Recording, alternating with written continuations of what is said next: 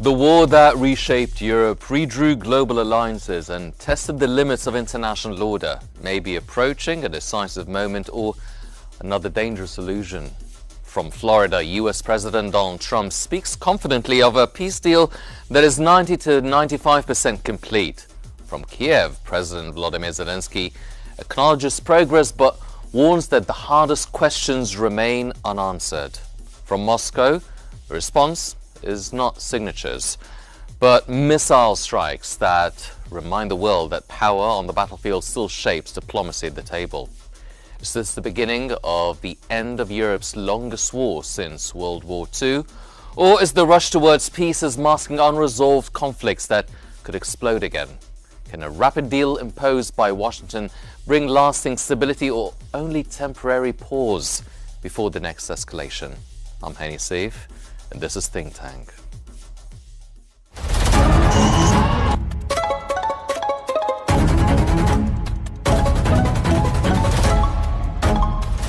Our world is becoming unhinged.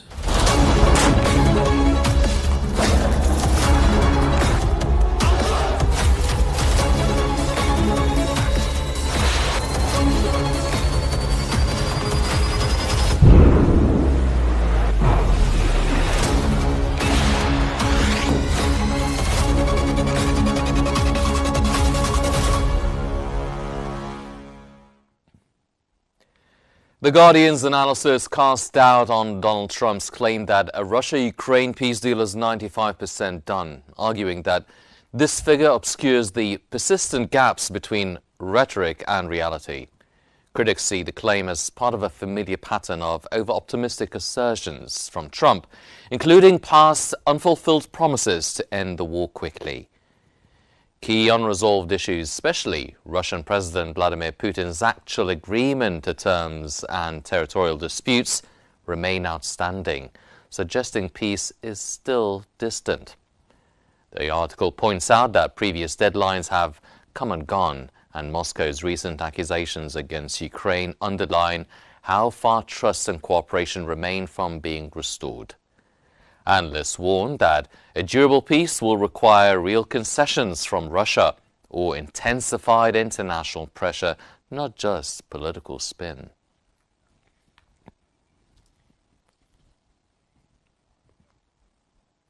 The Wall Street Journal opinion highlights claims by Moscow that Ukraine launched a drone attack on one of President Vladimir Putin's state residences, a charge Kyiv has categorically denied.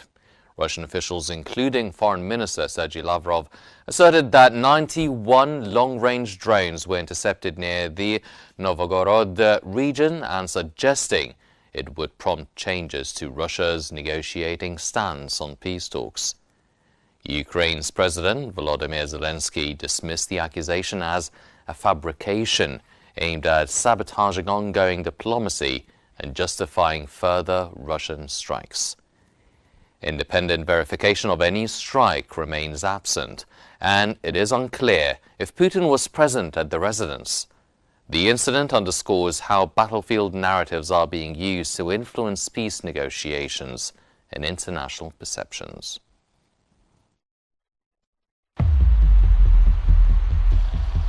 As 2025 closes, diplomacy has returned to the center of the Russia-Ukraine conflict, but under the shadow of ongoing fire. From Florida, U.S. President Donald Trump speaks of a peace deal very close, claiming it is over 90% complete. From Kyiv, Ukrainian leaders acknowledge progress, yet warn that the most critical questions remain unresolved. From Moscow, the response is not signatures, but intensified airstrikes, signaling that power on the ground still matters.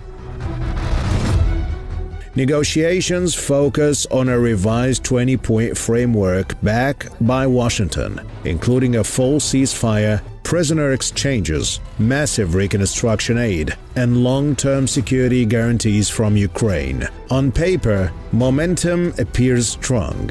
In reality, court dispute block a final agreement. Donbass and the Russian-occupied Zaporizhzhia nuclear plant remain unresolved, symbols of a conflict that cannot be reduced to technical clauses.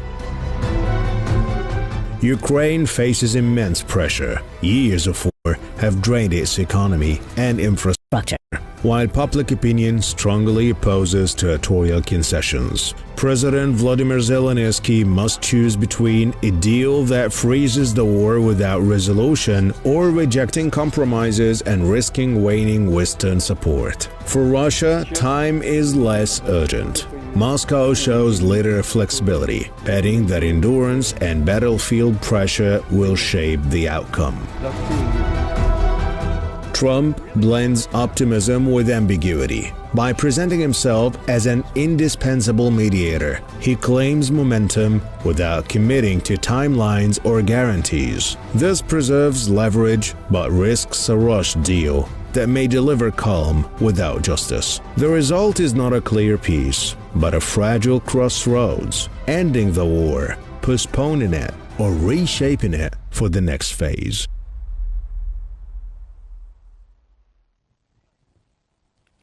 After nearly 4 years of war, diplomacy has returned to center stage, but under intense pressure.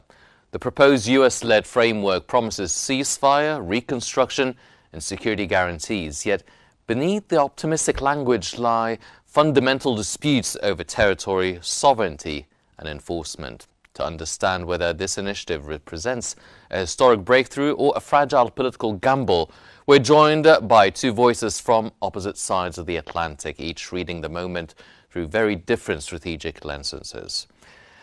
From Washington, we're joined by Mr. Peter Roth, the contributing editor at Newsweek, and from Kyiv by Professor Salliam, the director of the Vision Center for Strategic Studies.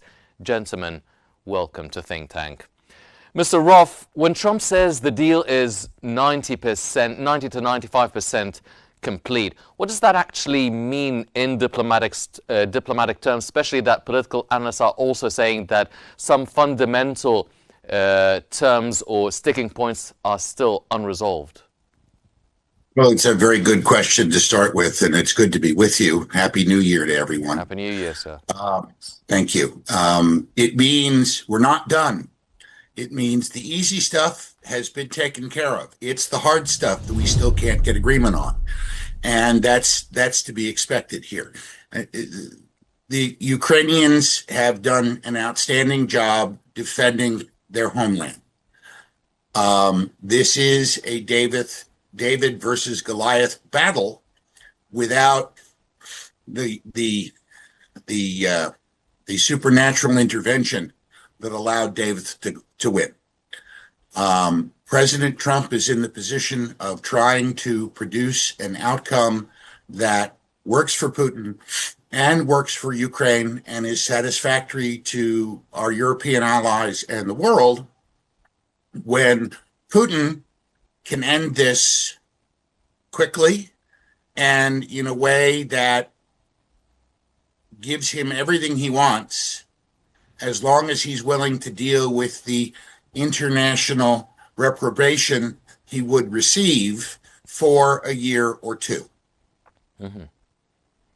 Professor Salliam, how is this proposed deal being received politically inside Ukraine, and more importantly, what's the public opinion about this deal? Good evening to you and to everyone who's watching, and a Happy New Year. Okay, so of course the Ukrainian people, the political analysts in Ukraine look at this framework that has 20 points as a strategic transformation from the plan that Medvedev and Witkoff have actually proposed, have made, and then it was proposed through the White House. And they look at it as some kind of Ukraine giving up or surrendering to Russia. That's how they saw it before. But of course, the Ukrainian government, in cooperation with the Europeans and the actors in Europe, they can change this 20-point plan to a strategic one that protects the European peace and stability. And this is what the Ukrainian government is working on, along with President Donald Trump, to put some kind of red lines on the points that they can negotiate. And of course, they want to reaffirm full sovereignty over all Ukrainian land, and then getting some kind of binding security guarantees that are approved in the American Congress, so that Russia cannot go back on them. And so, of course, some of the main points here will stay as is. For example, the U.S.-Ukrainian control, or taking control of Ukraine for now, and then also getting back the Russian-held areas in Donbass, where Russia has been trying to get Ukraine to withdraw from before going to the negotiations table. But Ukraine will not give up or compromise without getting something in return from Russia. And they will not just withdraw from the land without Russia withdrawing from the Russian-held areas as well. And they will not recognize the land that they have control over so far as Russian lands. And then Russia always has wanted to recognize what Ukraine is doing as a violation of the international law and the laws of the United Nations. And this is an attempt to justify this invasion. But if it is approved by any foreign country, this could actually open the door to more international conflicts. Well, gentlemen, now resume our discussion regarding the peace deal, or the deal that's being negotiated between Russia and Ukraine, mediated by the US. Mr. Roth, there was a lot of talk about security guarantees. Now, can the US realistically offer these security guarantees without NATO membership? I don't think that what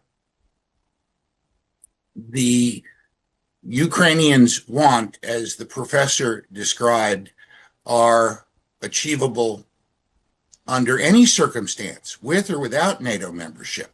If you listen carefully, they're asking for Congress to approve a peace treaty that would prevent the Russians from invading Ukraine again.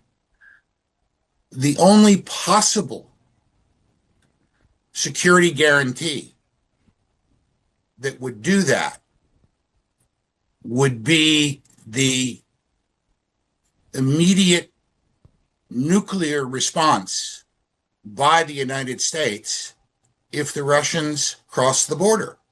And America's not going to agree to that. We're not going to agree to that to defend anyone. President Trump has taken on the task of trying to settle this war, even while most of his political base is still not convinced that there's any U.S. national security interest at stake here. I think there is, but the president's base, the people who put him in office, don't see it that way. He's not scoring political points with the American people trying to broker a deal.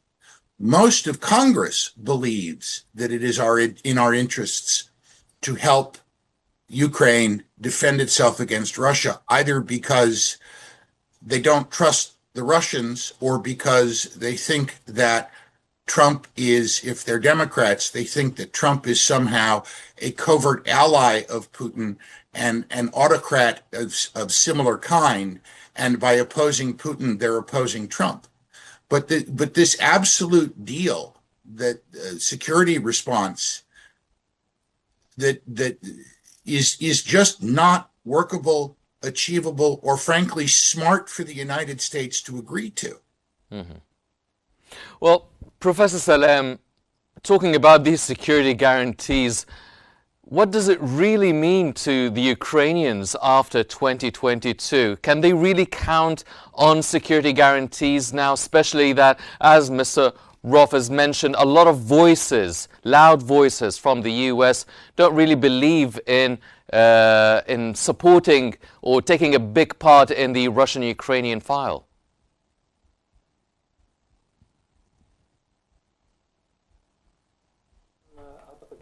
Yeah, of course, I think that this is a very important question because it actually shows the Ukrainian stance from the international transformations and changes, especially with the White House administration and President Trump's policy. He has actually gotten back on his word with everything that the U.S. has promised the world before, and they have entered into economic and geopolitical conflicts now. And of course, we need to put into consideration the bad experience that Ukraine has been having when it comes to the security guarantees with the Budapest agreement in '94. Where Russia has actually surmised, and in addition to the US and UK, to protect their sovereignty and to protect their borders that are recognized internationally, just for Ukraine to let up their nuclear arms and strategic arms that are far advanced for Russia. And so Russia leaving this agreement and then invading the Ukrainian land. We've seen this happen, and then we've seen what the White House has been doing about this. They have been working with the Kremlin and supporting them to keep up their invasion and their control of the Ukrainian land that they have taken over. And so the international guarantees and security guarantees here is a very important part for the national security strategically as well. Also, they've been working with the European Union to have these guarantees be legally binding, and they've been working with the American Congress so that for the Congress to actually hold both sides accountable, and so no president in the future after Trump ends his administration of the U.S. to go back on their words, or to say that they haven't agreed on anything or any guarantees. And what's more important here, the Congress agreeing to the peace agreements and the future like Ukraine wants and the European Union wants as well. They will have the Congress look into the law that they have actually gone out in 2017 under the administration of Trump, and he actually signed this, and it prevents any upcoming president from recognizing the Russian-held areas, and the calls for all the American administrations to support Ukraine and when it comes to protecting their sovereignty. And so the White House policy now contradicts clearly with the internal American law, and so this is why Ukraine is said that all the agreements when it comes to security guarantees, they need to be approved in all the countries' parliaments so that they can be binding and can be in the mutual defense policy. And this is the only way so that Russia cannot take any more land that they have been taken or invaded Ukraine again, especially since we all know that Russia wants to just transform and reform Ukraine's security and to have some kind of leverage in Europe again. And they have been asking or requesting for the NATO to withdraw their support and their forces from the countries that they are in. But of course, these countries have been refusing these Russian requests, and it's complicated. But for Ukraine, it is their future, and the only way to guarantee sustainable peace and stability, and not just through trade agreements or economic peace like the White House wants. Mr. Roth, how do you read Trump's deliberate ambiguity on timelines and details? Are they deliberate? Is he deliberately being ambiguous, or is it because he's unable to fully dictate the narrative of the timelines and the details? I think that even if he were able to dictate, he would still be ambiguous because it's part of his negotiating strategy. As I've said before, this man literally wrote a book on being a good negotiator. And he believes that if you're facing off against a tough opponent, Putin is a tough opponent, and your opponent doesn't know what you're thinking, doesn't know what your deadlines are, doesn't know how far you're willing to go, it gives you an advantage. You're not going to give up something that you didn't need to give up. You're not going to get something, or you're going to get something potentially that you didn't think you could get, because ambiguity is your friend in a negotiating strategy, particularly in a case like this where Putin holds all the cards. The professor is correct. There was an agreement. It wasn't legally binding, but, you know, aggressive war is itself an illegal act under international law, and Putin doesn't seem very concerned about that. But there was an agreement, and the Obama administration and the Biden administration both ignored Russian encroachment on Ukrainian sovereignty. They ignored Ukrainians, the results of Ukrainian elections, and pushed for changes in government. They did all kinds of things to mess around in the politics and the territorial integrity of Ukraine. And they did it in such ways that issued an invitation to Mr. Putin to do what he's done ever since he attacked Crimea. And the lack of a vigorous, aggressive, global response to that has put us in the situation that we're in now. It's analogous to Hitler's reoccupation of the Rhineland in violation of the Versailles Treaty. The Brits and the French said, all right, well, this isn't really worth going to war over. And because Hitler wasn't stopped at the Rhineland, he wasn't stopped until the Russians marched into Berlin. We cannot, will not be drawn into another European war like that, which is what the security guarantees that the Ukrainians are asking of the United States would, in my mind, almost inevitably do. Yes. Professor Salliam, can Ukraine accept a ceasefire while Russian forces remain on its land? Will that be acceptable, even if Zelensky accepts it and it is part of the agreement? But can the public accept that? Yeah, of course, Ukraine will not allow any Russian forces in the Ukrainian land.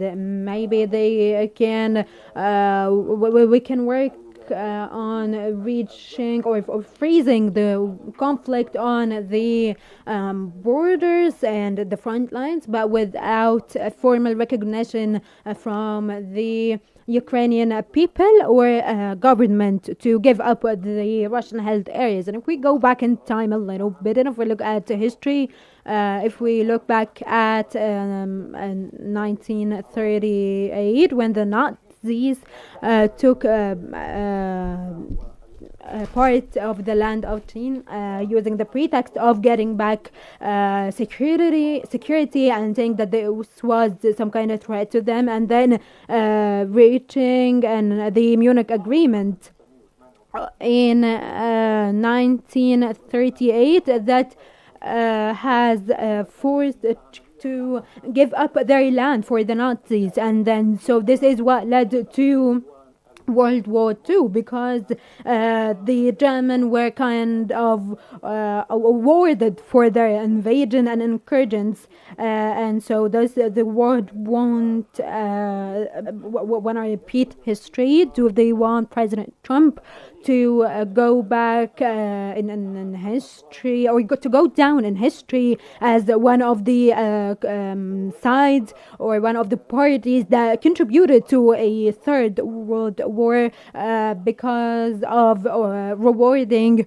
the invasive side and the side that's clearly in the wrong. And when the Russian government talk about having full control of the Swarovski corridor, that is very strategic here, and it is some kind of Polish-Russian borders here, and so will we see some kind of a full great invasion in Georgia, for example, to get back the Russian lands that